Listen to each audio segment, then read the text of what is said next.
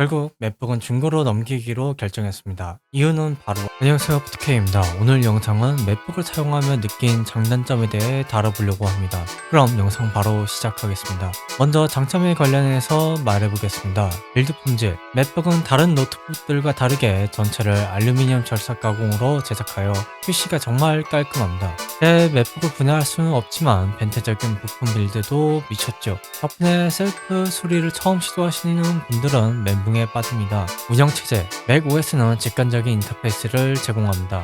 또 맥OS는 안정성, 보안, 그리고 다른 애플 기기와 연동할 수 있게 되어 있어서 블루투스 마우스, 키보드, 이어폰 등을 자유롭게 옮겨다니며 사용이 가능합니다. 성능.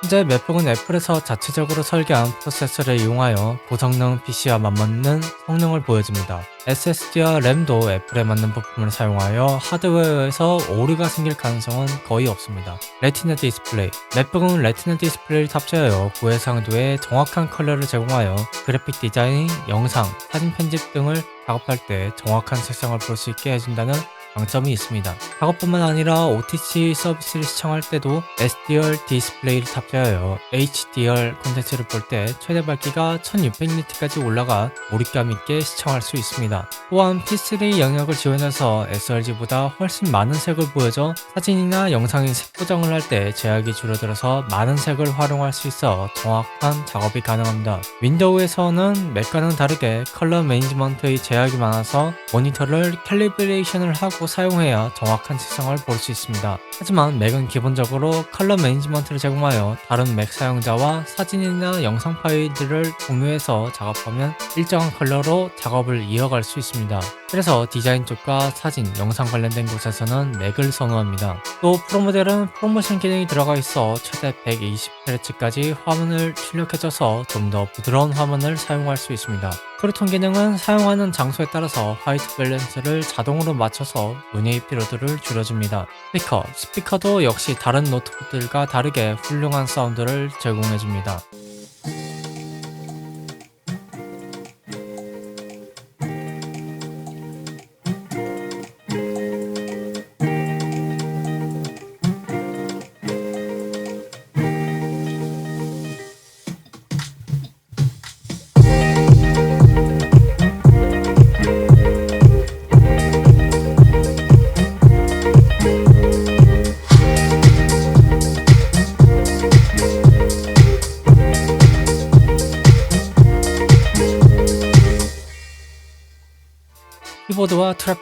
키보드와 트랙패드도 다른 윈도우 노트북들과 다르게 괜찮은 키감을 제공해주고 트랙패드도 다양한 제스처를 지원해줘서 마우스가 없어도 웬만한 작업이 다 가능합니다.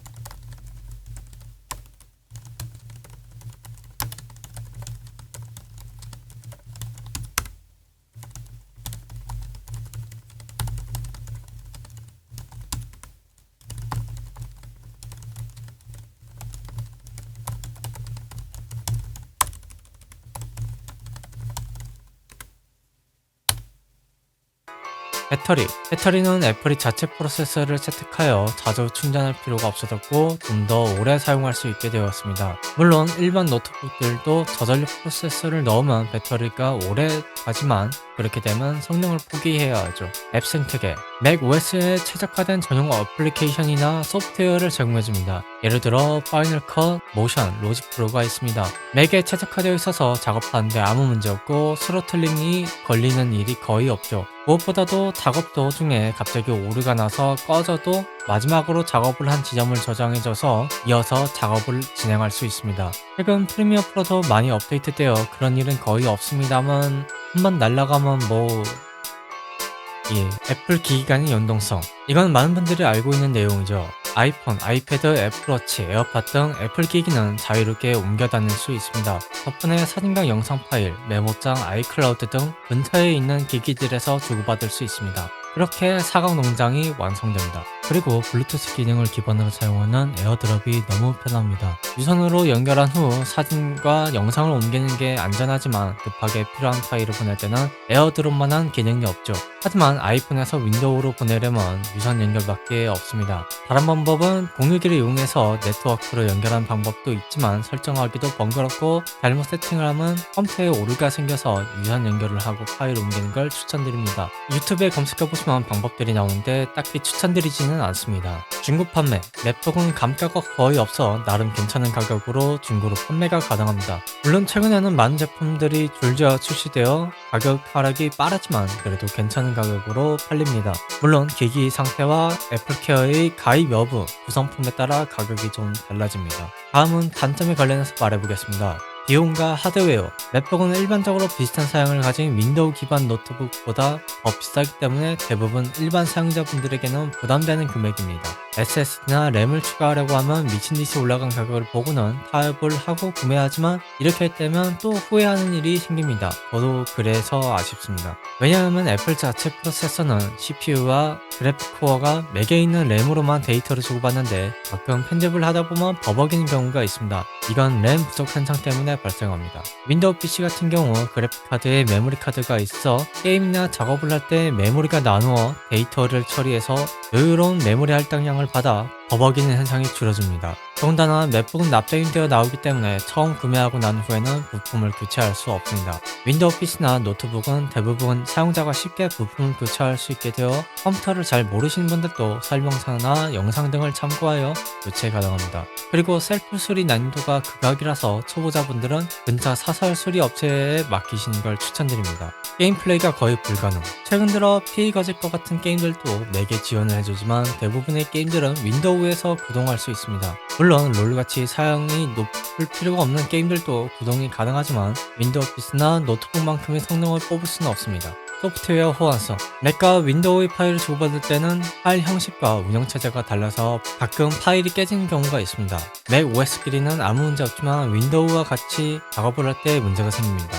물론 최근에는 프로그램과 호환성을 좋게 해줘서 문제가 생기는 경우가 없지만 가끔 발생합니다. 만약에 여러분이 맥 전용 프로그램인 파이널 컷과 모션, 로직 프로를 사용하신다면 윈도우 사용자분들과의 협업은 힘들어집니다. 그렇게 되면 파이널 컷으로 프리미어 프로로 변환하여 넘겨져야 하지만 일부 파일들이 깨져서 정상적으로 재생이 안 되는 경우도 있습니다. 윈도우와 맥에서는 프리미어 프로가 같은 버전이어도 뭐가 문제인지는 모르겠는데 제대로 실행이 안 되는 경우도 있습니다. 이건 저만의 문제일 수도 있으니 참고만 하시면 될 것 같습니다. 정보 사이트 접속. 최근에는 은행이나 정보 사이트에서도 맥 OS도 지원을 해줘서 조금 편해졌지만 여전히 몇몇 정보 사이트는 액티브 기반으로 제작되어 맥에서는 구동할 수가 없습니다. 결국 부트캠프나 패럴러즈를 이용하여 윈도우를 설치를 해줘야 하는데 그마저도 제대로 접속이 안 되는 경우가 있다고 합니다. 한국에서는 삼성과 윈도우가 편하다는 게 다 이유가 있습니다. 부족한 포트들. 2016년부터는 썬더볼트와 이어폰 포트만 지원해줘서 많은 분들이 썬더볼트 독이나 USB 허브를 이용하여 기기들을 연결했습니다. 애플 실리콘을 탑재하며 맥세이프 충전 포트와 썬더볼트 포트, SD카드 슬롯, HDMI 포트와 이어폰 포트를 제공하여 이전보다는 많은 포트들을 지원해주지만 여전히 USB 2.0 포트로 구성된 기기들은 썬더볼트 독이나 허브를 이용하여 연결해줘야 하는 단점이 있습니다. 아마 노트북의 부피와 무게, 디자인 요소로 인하여 생략된 것 같습니다. 굳이 이걸 추가해주지 않는 이유는 잘 모르겠습니다. 이것도 환경 때문일까요? 결국 현재 썬더볼트 독을 구매해서 사용하고 있는데 생각할수록 괜히 짜증이 납니다. 애플 생태계의 폐쇄성. 애플은 애플끼리 연동성은 좋지만 그 외의 전자기기들의 연동성은 전혀 고려하지 않습니다. 그로 인해서 앞서 말했다시피 파일이 깨져 열리지 않거나 맥에서는 정상적으로 작업된 파일이 윈도우 PC나 노트북에서는 제대로 열리지 않는 문제 등 문제점들이 생깁니다. 이에 EU 측에서는 다른 기기 간에도 연동성이 좋게 만들어야 한다는 법안이 나와 다른 OS에서도 제대로 구동되게 해줄 것 같습니다. 물론 이걸 언제 해주냐가 문제죠. 맥 시스템에 익숙해지는 과정. 윈도우에 익숙한 사용자가 맥을 사용할 때 인터페이스와 특정 기능이 달라 다시 처음부터 기능들을 익혀야 하는 어려움이 있습니다. 그리고 단축키들이 전혀 달라서 익숙해지는데 꽤 시간이 걸립니다. 저도 그래서 초반에 많이 헤맸습니다. 파이널 컷도 프리미어 프로와 비슷하면서도 다른 점들이 있고 힘들게 작업을 했던 것 같습니다. 컷 편집은 확실히 파이널 컷이 편하지만 프리미어 프로는 애프터 이펙트와 포토샵과 연동하여 작업하기가 훨씬 수월합니다. 물론 파이널 컷도 지원을 해주지만 개인적으로 윈도우에서 작업할 때가 제일 편했습니다. 이렇게 맥북의 장단점에 대해 길게 말을 해봤습니다. 결국 맥북은 중고로 넘기기로 결정했습니다. 이유는 바로 아래와 같습니다. 기본적으로 일반 윈도우 PC나 노트북에 비해 비용이 훨씬 들고 구매 이후에 다른 부품들이 전부 납땜 처리가 되어 있어 교체가 불가능하여 다시 다른 제품을 구매하고 기존에 있던 제품은 중고로 판매를 해야 합니다. 개인 작업을 하신다면 파이널 컷만으로 충분히 작업이 가능하지만 여러 명과 협업을 하며 작업할 경우 어도비 프로그램들을 사용하면서 사용하는 게 제일 마음 편합니다. 또한 맥에서는 게임이 거의 불가능에 가깝습니다. 그리고 특정 프로그램이나 플러그인에 따라 맥에서는 제대로 구동이 안 되고 포트가 다양하지 않아 USB 이중형 포트들을 그냥 연결할 수가 없습니다. 그리고 애플이 폐쇄성 때문에 애플 기기만 연동이 자유로워 다른 브랜드와 윈도우 계열들의 연결이 제한됩니다. 또 대부분 맥 인터페이스에 적응하지 못하고 결국 중고로 팔아버리는 경우가 생겨 디자인이 이쁘고 성능이 준수한 노트북을 원하신다면 델의 SKS 시리즈나 마이크로소프트의 서피스 프로 시리즈를 추천드립니다.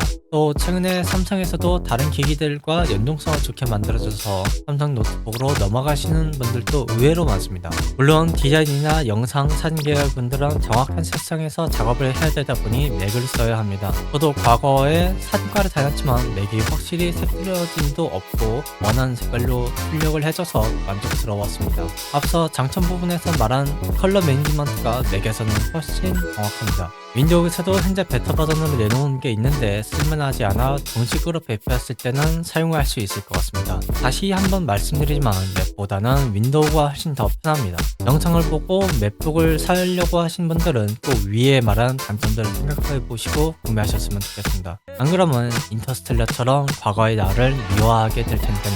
오늘 영상은 여기까지고요. 구독과 좋아요는 저에게 큰 힘이 됩니다. 이였습니다.